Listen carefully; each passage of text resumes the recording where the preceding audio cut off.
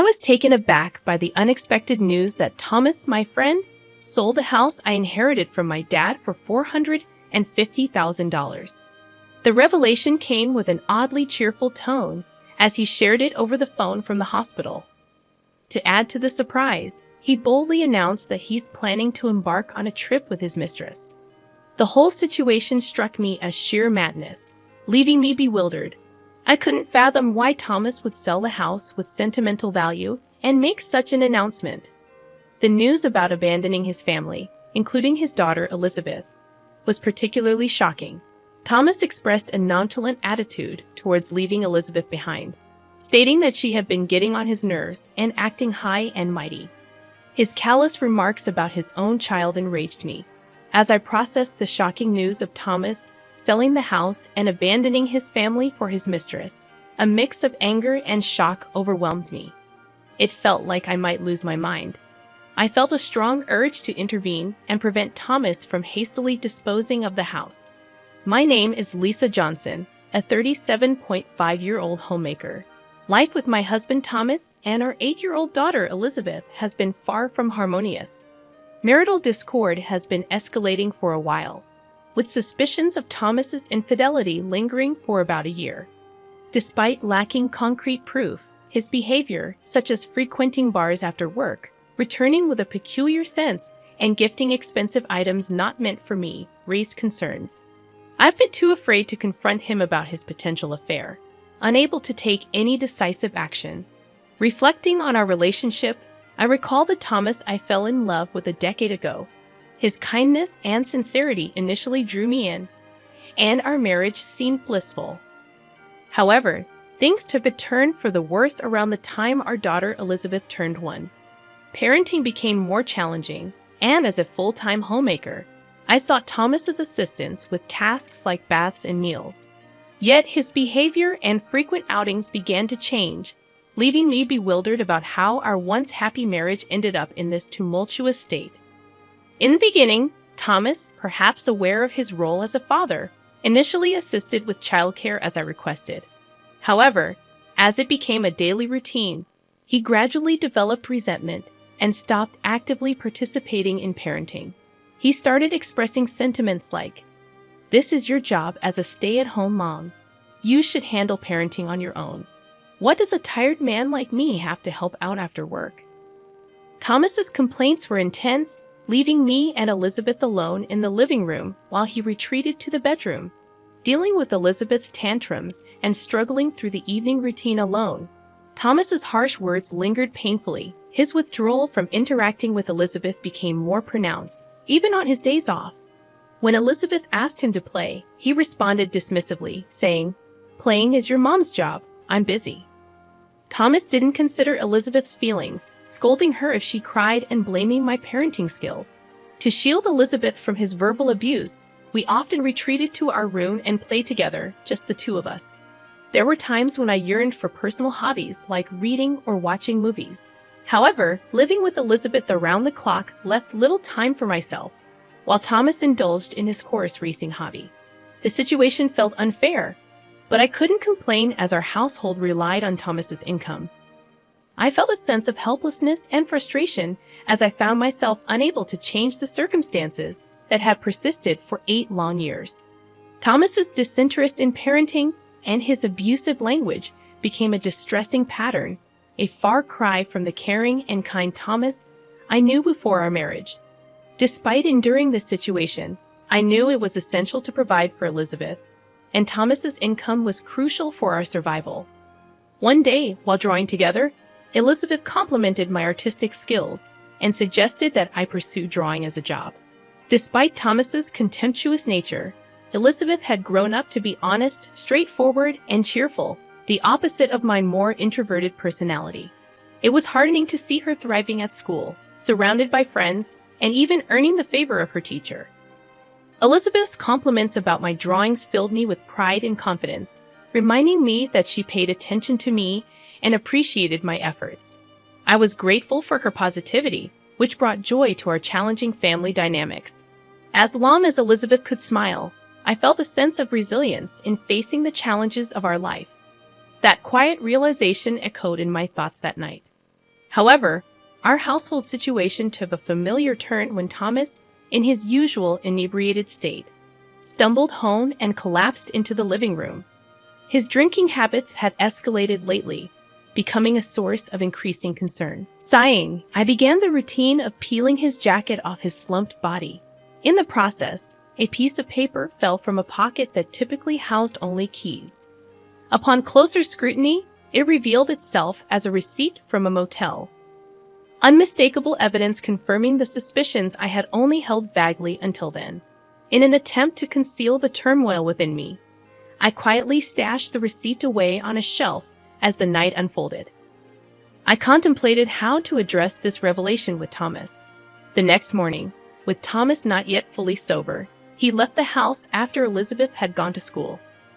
Engrossed in my regular household tasks, I found it impossible to shake off the lingering thoughts of the previous day's revelation. Having suspected Thomas's infidelity without concrete evidence, the receipt presented a dilemma. It became challenging to ignore the truth and maintain the facade of a masked couple. I felt compelled to confront him, seek an admission, and perhaps an apology within the upcoming week or even days. Lost in contemplation, my smartphone interrupted my thoughts with an unexpected vibration.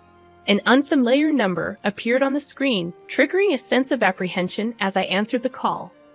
The caller identified themselves as someone from General Hospital delivering news about Thomas. He had been rushed to the hospital by ambulance and was undergoing surgery for a kidney disease. The doctor explained that Thomas's kidneys were likely to fail, necessitating a transplant. Overwhelmed by the sudden turn of events, the doctor asked if I was all right. Despite the complex emotions, I found myself agreeing. As the doctor elaborated on the details of the transplant surgery, my mind swirled with confusion.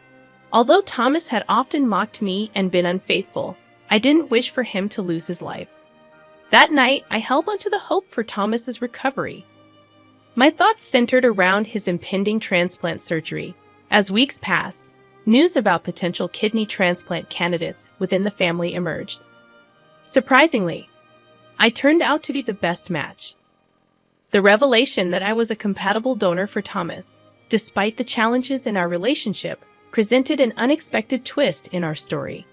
The situation became more complex with the presence of Thomas's parents, who were still alive. The impending decision about organ donation required careful consideration, blending the threads of our troubled history with the possibility of a renewed connection through the transplant process. Despite my own less than perfect health, I emerged as the most suitable donor for Thomas's kidney transplant due to our matching blood types and the fact that he was an only child. Admittedly, I had reservations about undergoing the surgery, but the prospect of preserving Thomas's life overshadowed any hesitations. Recognizing the irreplaceable value of Thomas's existence, I made the difficult decision to be his kidney donor. When I shared Thomas's medical condition and our upcoming transplant surgery with Elizabeth, she responded with understanding and encouragement, sending me off with her blessing. Elizabeth stayed with my in-laws during my hospitalization, and despite their own health challenges, they were able to care for Elizabeth, who happily stayed with them, sharing a close bond with her grandparents. This arrangement provided me with a sense of relief, knowing that Elizabeth was in good hands. With that reassurance, I faced the kidney transplant surgery a week later. After completing the necessary health checks and signing consent forms, I donated my kidney to Thomas. The surgery, to my surprise, concluded more swiftly than anticipated. I spent approximately a week in the hospital, while Thomas's recovery extended to 10 days. Fortunately, there were no complications, and the recovery process proceeded smoothly. Just before my scheduled discharge, I received an unexpected call that sent a shiver down my spine. Answering the phone, I was met with Thomas's voice, the recipient of my kidney. Expecting words of gratitude for the life-saving donation, I inquired about his well-being after the surgery. However, Thomas' response took an unforeseen turn as he shifted the conversation to our house.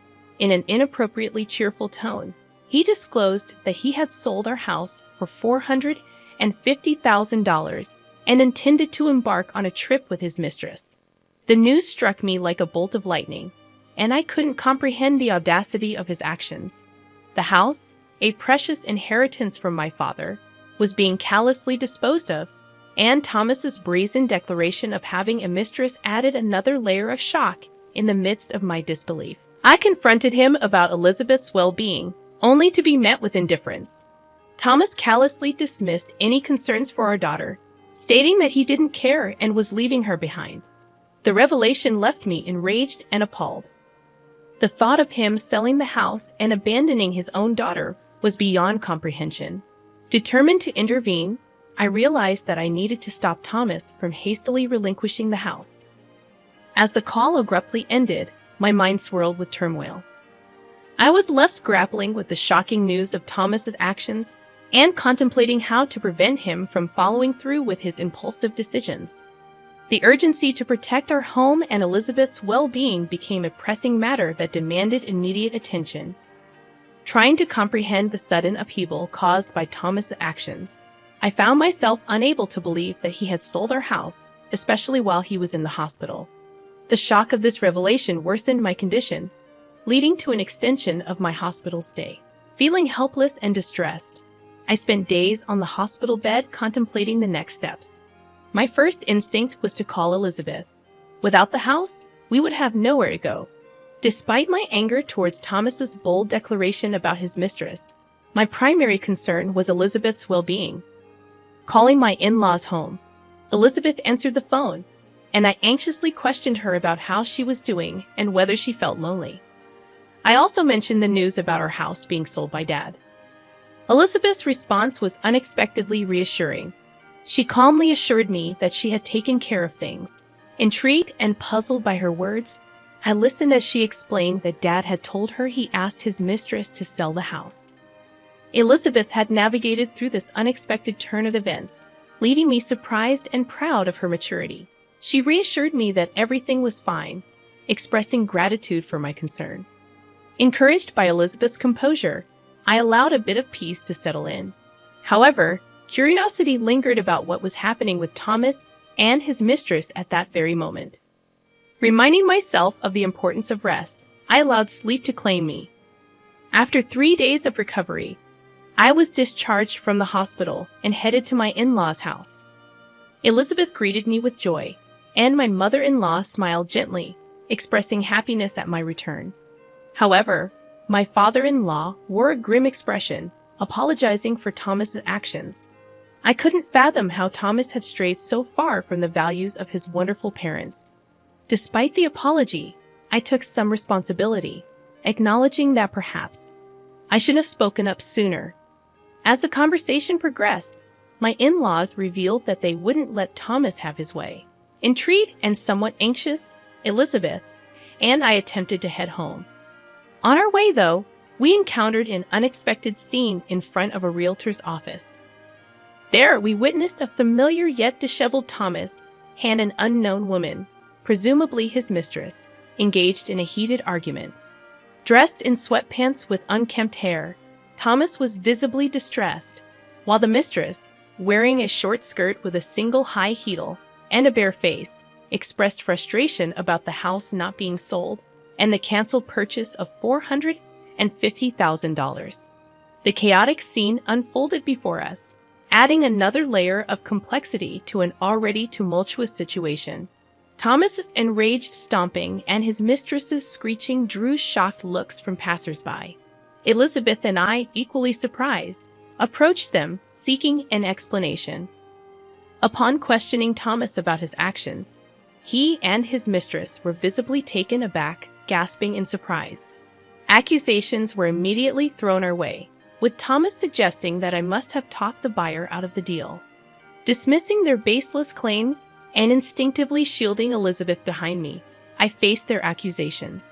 The realtor, confused by the unfolding drama, reacted with disbelief upon learning that I was Thomas's wife. The cancellation of the house purchase had disrupted their plans, and Thomas, pointing at his mistress, claimed to still have debts from the money he spent on her. It slowly dawned on me that Thomas' intention was to sell the house to settle debts incurred for his mistress and secure a new place for both of them. The realization hit me like a wave. Thomas was fully aware that the house was a precious inheritance from my father. To think he would disregard Elizabeth and me, attempting to seize my most valuable asset, was beyond belief. Anger welled up within me as I confronted Thomas. Despite the critical situation, he continued to hurl insults, displaying a complete lack of decency. I pointed out the audacity of him trying to sell my house without discussion, emphasizing that I was the rightful owner. My anger intensified as I questioned whether he had forged documents to proceed with the sale. Furthermore, I revealed the surprising twist. Thomas had been bad-mouthing the supposed buyers of the house, unaware that they were his own parents. The revelation about my in-laws' involvement came from Elizabeth, who had spoken to them about Thomas's misdeeds. Infuriated by their son's actions, my in-laws decided to intervene to protect both Lisa and their good-hearted granddaughter Elizabeth. Elizabeth stepped forward confidently, explaining that her grandparents were well aware of the house's significance to me and disapproved of its easy sale. In a strategic move, they had pretended to buy the house before anyone else could. Thomas, desperate and defeated, unleashed a vulgar laugh and lashed out at Elizabeth and her grandparents. However, Elizabeth remained unfazed by his verbal assault, and in response, I retrieved a piece of paper from my bag and thrust it under Thomas's nose, ready to confront him with undeniable evidence. The unfolding drama showcased the complexities of family dynamics and the lengths one would go to protect the ones they love. Brandishing the divorce papers, I confronted Thomas with a resolute declaration: I want a divorce. However, instead of acknowledging the gravity of the situation, Thomas snorted and scoffed, questioning my ability to live without him. Unfazed by his arrogance, I decided it was time to dispel his misguided assumptions. Determined to shatter Thomas's illusions, I calmly informed him that I had a plan. You needn't worry. I'm going to receive a lifetime gift from your parents, I declared. The mention of a lifetime gift left Thomas and his mistress bewildered. I went on to explain that my in-laws, recognizing their declining health, wished to give me a portion of their assets before it was too late. Initially, I suggested that such a gift should go to Thomas. However, my in-laws insisted that I, as the one who had given them a lovely granddaughter, were more important to them than a son who couldn't even express gratitude for a life-saving organ donation. Grateful for their generosity, I accepted the lifetime gift, leaving Thomas pale and agitated. Outraged by the turn of events, Thomas protested, calling it dirty and unjust. He threatened to take the matter to court, but I calmly reminded him that it was his fault for spending all that money, and his parents had made a justified decision. Dismissing his threats, I questioned whether he even had the financial means to go to court, highlighting the consequences of his past betrayals. Closing the distance to Thomas and delivering the final blow, I made it clear that every penny of compensation for emotional distress and child support would be sought. Unleashing a stern warning, I stated that if he couldn't pay, I would chase him to the ends of the earth to collect. Thomas, desperate and shaken, begged for forgiveness, but it was too late. Glaring at him with unwavering determination, I declared that I would pursue every avenue to hold him accountable for insulting Elizabeth and me. As Thomas and his mistress screamed and ran away, the realtor who had witnessed the entire confrontation expressed gratitude for the resolution. Acknowledging the awkwardness of the situation, I apologized for any trouble caused, ready to move forward with the next chapter of my life. Taking Elizabeth's hand, we headed home, and she expressed gratitude for standing up for her. A smile adorned Elizabeth's face, and in that moment, I made a silent vow to protect her for the rest of our lives. The divorce from Thomas unfolded without any significant issues, marking the end of a long-suffering marriage. Surprisingly, it was almost anticlimactic, prompting me to reflect on why I had endured everything until now. It became apparent that Thomas had invested a considerable amount of money into his affair and had resorted to borrowing funds from various sources. His mistress eventually left him, citing an inability to be with such a financially troubled man. Misfortunes seemed to converge for Thomas as his company had to cut back on staff due to a decrease in sales caused by material shortages. Working in the factory, Thomas was among the first to be laid off.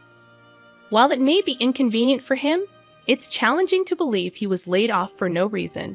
It's likely that the company let go of those who underperformed or had poor conduct, which might have been the case for Thomas, given his demeanor at home. Now unemployed, he is scraping by with part-time jobs, lacking the energy to actively search for a new full-time position.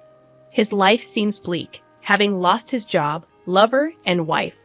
But there's little room for sympathy. Despite my efforts, including donating a part of my kidney to him, Thomas made a mockery of me. It appears that karma has caught up with him, and he should focus on working hard to pay off his debt. As for me, I've started doing illustration work, utilizing the assets I inherited from my in-laws. Initially inspired by Elizabeth's compliment about my drawing skills, I have received positive feedback from clients who appreciate the meticulous and skillful nature of my work. The plan is to increase my clientele and work diligently to provide a better life for Elizabeth.